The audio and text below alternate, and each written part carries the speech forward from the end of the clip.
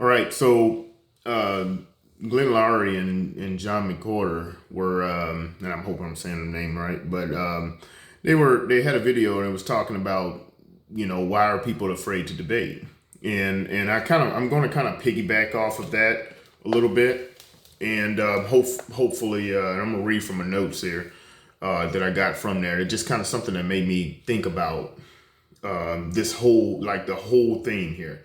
First of all, before we do any of this, comment, like, share, subscribe. Say one of the reasons that the prominent people will not debate and engage with people like Glenn Loury and John McWhorter or anyone else is that first of all, money, like flat off the bat, money. It's good. Let's be fair here. When it all comes down to it, that's the first and foremost. This is a grift.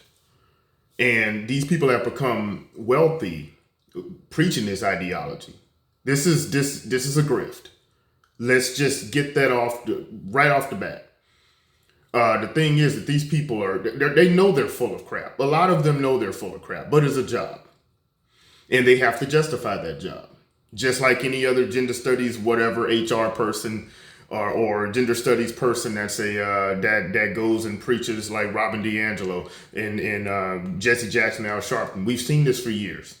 These people have no vested interest at all, or these people have a vested interest to make sure that they don't, that they keep up this racism, sexism, homophobia, whatever. They have a vested interest to make sure this happens. That it never stops.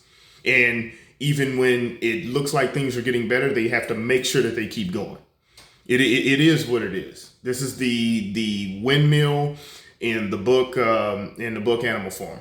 This is the windmill right here. It'll forever be getting worked on, and it'll never end. And then whenever you finally do complete it, if it doesn't get built, then it's because of someone else, which is snowball in the story. Let's be fair. And then when it does get built, then suddenly we need another one. That's what it is. This is no different than professing at universities. This is what they do. This is what they have to keep on at it. They'll walk all over marginalized communities to get this money, which is funny because this is exactly what they say capitalists do. This is what they do. And they say this is the reason we got to get rid of capitalism because it walks all over the lower or marginalized communities. That's exactly what these people do with their ideology. The BLM movement, Kendi Ibram X Kennedy, whatever, Me Too movement and et cetera they basically walked all over people. They've collected millions and millions, and in place of BLM, billions of dollars, and haven't given anything to the actual people that they said that they're looking out for. They've done none of it. You would think that there's all kind of black entrepreneurs that are getting some of this money from BLM and things like that. No, it all went to, for the most part, white Democrats. That the white Democrats to win office. That's basic. And let's be fair here. And other than coronavirus, it was something that they ran against the other party with. This is no marginalized communities are benefiting from these movements at all. You would think that I think it was over 10 billion or something like that. It was billions of dollars that was given to BLM. That should pay off. Hell, if anything, that should pay off a lot of black people talking about reparations. That should pay off a lot of student loans, maybe car loans, starting black businesses and stuff like that, funding black businesses. It did none of that. It did none of that. That's absolutely amazing that there's people that are still running around with this BLM, and BLM has helped not one small time just on the ground black person. It has helped none. Same with Me Too movement, same with all these LGBT issues, none of it. And in a lot of ways, it's hurt these same people. Number two, for me, one of the most dangerous. There's the other most dangerous is coming. One of the most dangerous is that these people feel as if they don't have to debate their ideology at all, no matter what. They are completely right, and that is dangerous. That's dangerous when you actually have people that say, I am right, and anyone else that disagrees with me is completely and totally wrong, and I don't even have to defend it.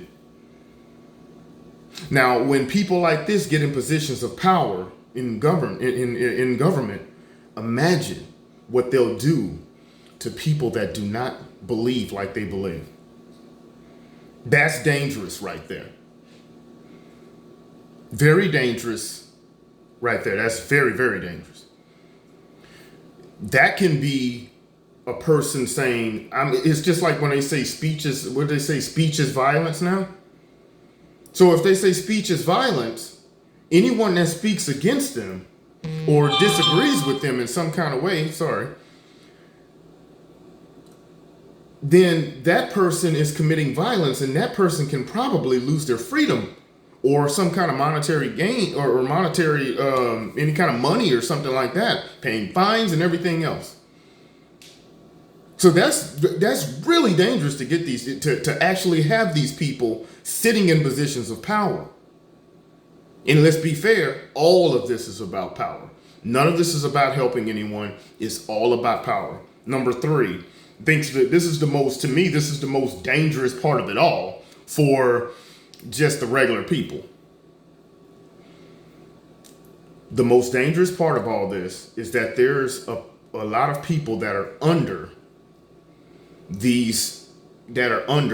when I mean under, I mean that are people that are students of this school of thought that will happily defend these people in their ideology, even when they're doing something wrong.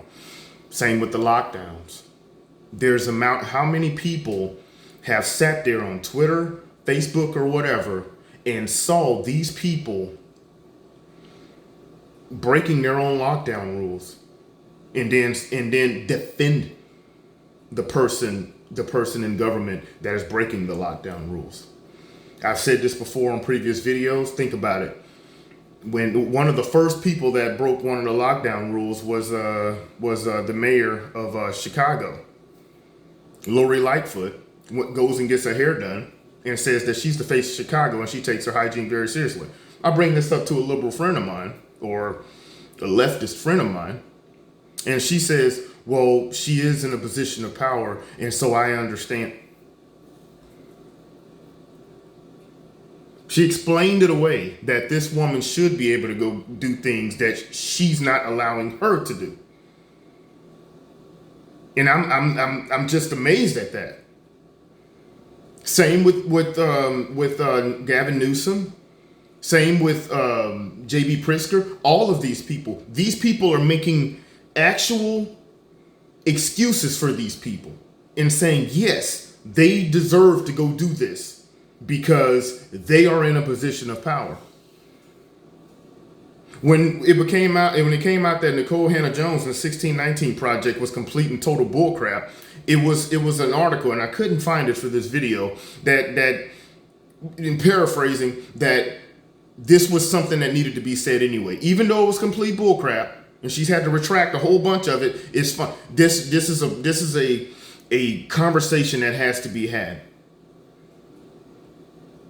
When it came out that Robin DiAngelo went to go speak at the University of Wisconsin in Madison, she got paid more than a black lady that came to speak after her. Robin DiAngelo, which is the white fragility author, she gets paid more than a black woman that comes to speak after her. And people are just will just happily defend this like it's just no big deal. Oh, that's okay. That's to me, people that actually will look at this hypocrisy and say, I'm okay with it, and even not even just turn a blind eye to it, but actually defend it, is insane. Comment, like, share, subscribe, and we'll see you in the next one. All right.